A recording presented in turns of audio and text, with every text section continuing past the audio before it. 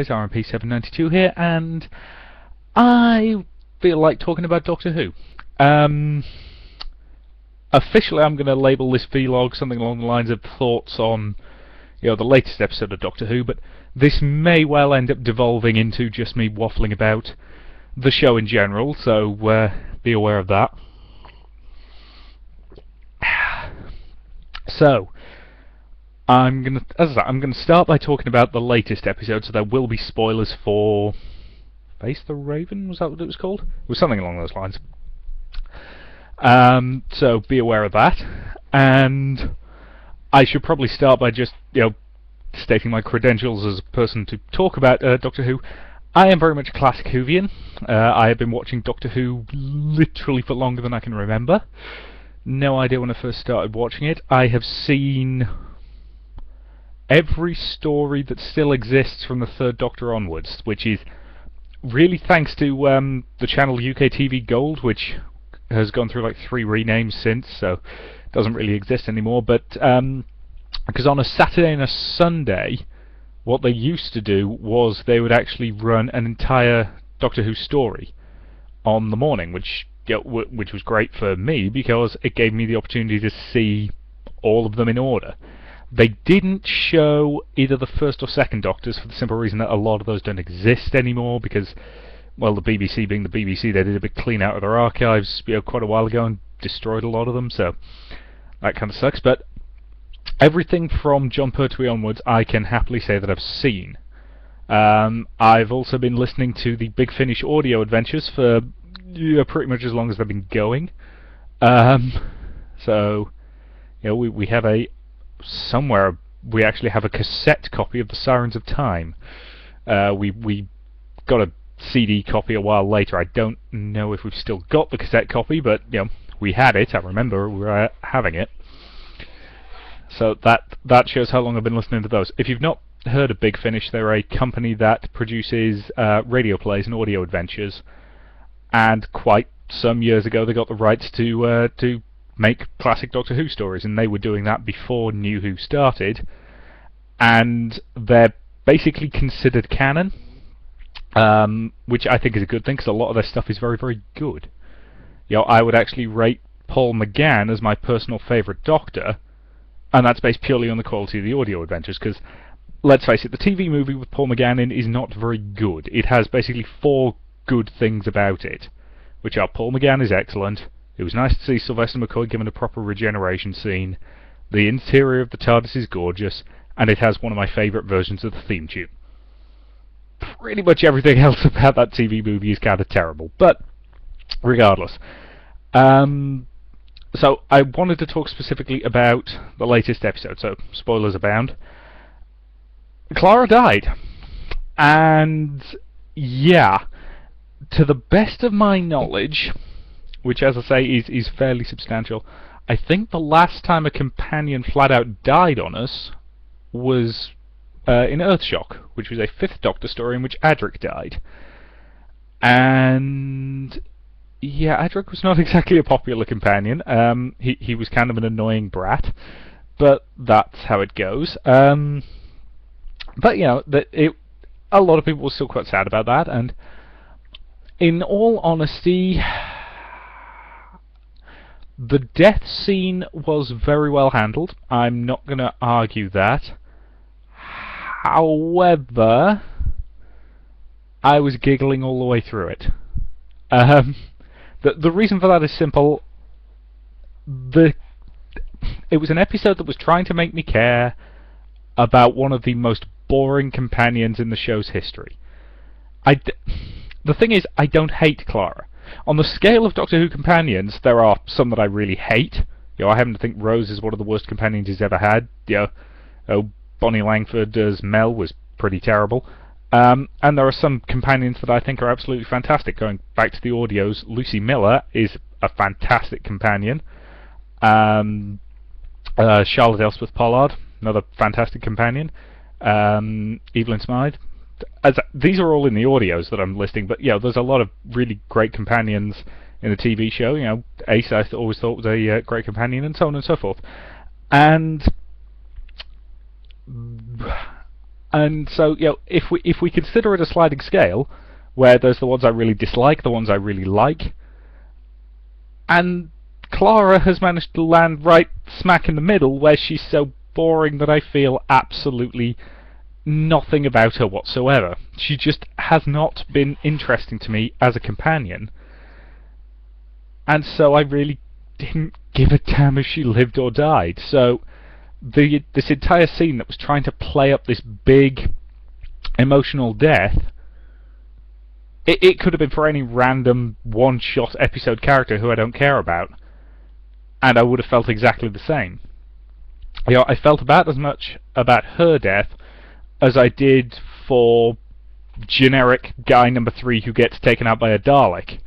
It just did not affect me at all. And let's face it, I inherited my emotions from my mother, right? I am really easy to reduce to tears in the grand scheme of things. If a show has managed to make me emotionally connect to a character and then it kills them off, yeah, there will be waterworks. Let's face it, it is really easy to make me cry. And yeah, I just was not feeling it at all. And that wasn't a problem with the episode. I happen to think it was a pretty good episode. And with pretty much any other companion, it would have been pretty good. And the thing is, I'm not even sure what it is about Clara, because the problem is, I can't even say what it is about Clara that makes me dislike her, because I don't dislike her. I don't feel anything at all about her. But there was a comment from a friend of mine who basically said that scene affected him more because he was feeling sorry for the Doctor than for Clara, because we both happen to agree that Clara is a terribly dull companion. And I can certainly see that point. I can certainly see where he's coming from on that.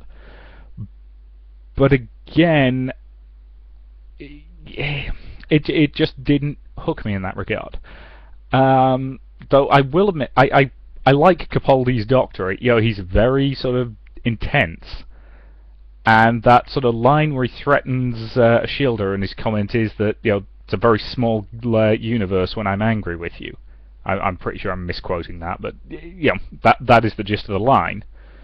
And I'm not convinced any of the other New Who Doctors could have pulled that line off quite as well. So I really like Capaldi as this kind of intense Doctor. He feels very otherworldly, I think is probably the best way of putting it, in terms of, you had David Tennant's Doctor, who was, basically, he's your chummy mate, and occasionally he's he's the guy who turns up at the party and he's all smiles and happiness, and then he gets one drink inside him and he becomes the most maudlin bastard you've ever met. I'm sure we've all got friends like that. And then you had Matt Smith, who was even bouncier and perkier, and now we've gone from that to kind of dark, intense, serious guy, which kind of works in its own way. I like it when the different incarnations are different from one another, because that's kind of the point of regeneration. It's same. There was a description of regeneration which was, it's the same parts rearranged in a different order. So he's still always the Doctor, but certain elements of his personality are brought more to the fore in each regeneration. You've got the bouncy, happy ones. You've got the ones who are a little bit more serious. You've got the ones who really try not to be... I think the best way to phrase this is the ones who try to be the best people they can be and worry constantly that they're failing to achieve that. That's very much what somebody like Matt Smith's performance always said to me was, this is the Doctor trying to be this sort of bright, perky, amazing person, but at the same time he knows that if he slips, he could potentially become a really horrifying monster. And so it's always nice to see effectively different interpretations of the same character, which is what the regeneration gives us the ability to do. So I do definitely like Capaldi. As I say, my favourite Doctor is is Paul McGann, which, as I say, is based on the audios. If you've not heard them, look up Big Finish. There are a few really good series of audios that you can get into. If you're looking for a really good point to start, I actually think there's a series with Paul McGann and Sheridan Smith as his companion playing Lucy Miller. And they were actually produced for what was at the time BBC Radio 7, is now BBC Radio 4 Extra. And there's 4 seasons of those, and there's usually 8 roughly hour-long episodes per season. And they are really, really good. And the last season in particular has an utterly fantastic 2-parter called Lucy Miller and To the Death, which are the 2 parts. And it's another one of those stories where the Doctor almost loses control, and it's a hell of a performance from Paul McGann. It also brings back in the Doctor's granddaughter Susan from right the way back in the first Doctor's run, and you actually get to meet the Doctor's great-grandson, who is Susan's son, and they actually cast Paul McGann's own son, Jake, as the Doctor's great-grandson, and they have just absolutely fantastic chemistry, and it really, really works. So I would strongly recommend you check those out. And just, as I say, I am very much a classic Whovian. New Who, to me, has been kind of all over the place. There have been some really good bits, there have been some bits that just make me want to go down to Cardiff and punch them in the face, and there are bits of decisions that I still kind of hate. I hated the whole, the Time Lords have been wiped out and he's the last of the Time Lords thing, because, let's face it, the best bits of Doctor Who, or a lot of the best bits, were when he was constantly looking over his shoulder because the Time Lords were going to lean on him because they didn't like him interfering. I always liked that idea.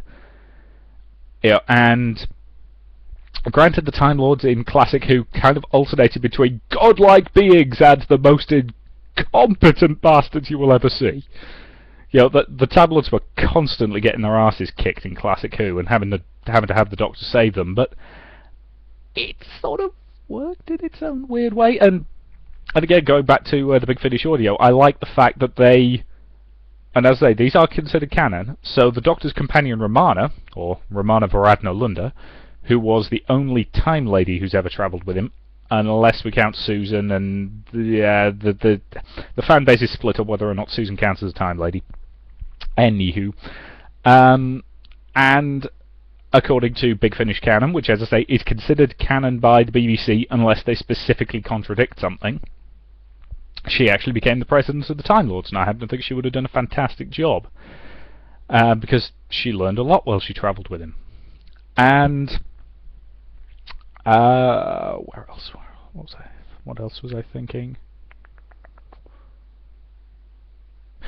And there's been a lot of rumours and some fairly unsubtle leaked episode synopsis that imply that the Time Lords are basically finally coming back. This to me is a good thing. As I always prefer Doctor Who when the Time Lords are kind of there as this constant overarching thing.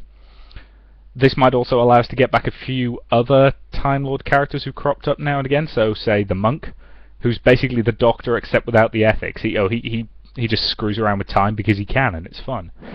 The Master's the really obvious one, but I'd like to. Actually, no, to be fair, I really like Missy. I really like her portrayal as the Master. So I wouldn't mind her turning up again. Just maybe give it a season or so. Just a little bit of a break from her, but I will not be at all surprised if she turns up in the finale. Goes back to Rani. We haven't had the Rani in ages. The Rani was basically this Time Lord mad scientist woman, and she was kind of fantastic. Well, okay, she was fantastic in the first episode she appeared in. She was kind of boring the next time because she was basically just a female master, and, well, now we've got a good version of the female master. But, yeah, regardless, those are a few sort of rambling thoughts on Doctor Who. I'm going to have to stop this in about 10 seconds because I'm not allowed to upload for longer than 15 minutes. Thank you, YouTube. But, yeah, so a few rambling thoughts on Doctor Who. Yeah, thank you very much for watching, and see you in future videos.